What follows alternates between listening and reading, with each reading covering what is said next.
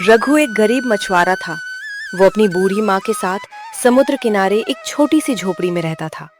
हर सुबह वो अपनी पुरानी नाव लेकर मछलियां पकड़ने निकलता, लेकिन कई दिनों से उसकी किस्मत उसका साथ नहीं दे रही थी। घर का खर्च चलाना भी मुश्किल हो गया था। एक दिन गांव के अमीर व्यापारी महेंद्र सेठ ने उसका मजाक उड़ाया।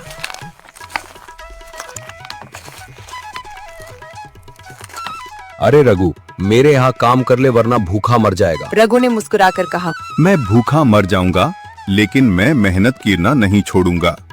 उस रात रघु ने आसमान की ओर देखकर कहा, हे भगवान, बस एक मौका दे दीजिए। अगली सुबह समुद्र बिल्कुल शांत था।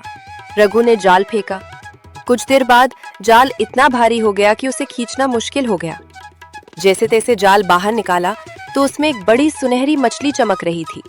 उसकी आंखों में अजीब सी चमक थी। तभी मछली मानो बोल उठी, अगर मुझे छोड़ दोगे तो तुम्हारी किस्मत बदल जाएगी। रघु डर गया। उसने सोचा शायद ये उसका भ्रम है, लेकिन उसने लालच नहीं किया और मछली को वापस समुद्र में छोड़ दिया। मछली पानी में जाते जाते एक चमकता हुआ मोती छोड़ गई। रघु मोती लेकर गांव पहुंचा।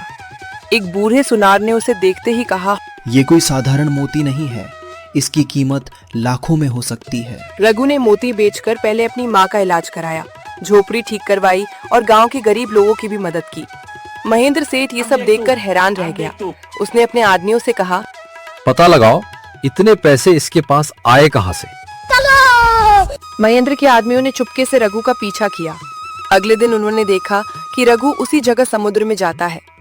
रात को महेंद्र खुद नाव लेकर वहां पहुंचा और सुनहरी मछली को पकड़ने के लिए बड़ा जाल बिछा दिया। लेकिन जैसे ही उसने जाल खींचा, अचानक समुद्र में तेज तूफान आ गया। लहरों ने उसकी नाव पलट दी। किसी तरह उसकी जान बची, लेकिन वो खाली हाथ लौट आया। तूफान धीरे धीरे शांत हो गया। समुद्र फिर से पहले जैसा शांत दिखाई देने लगा।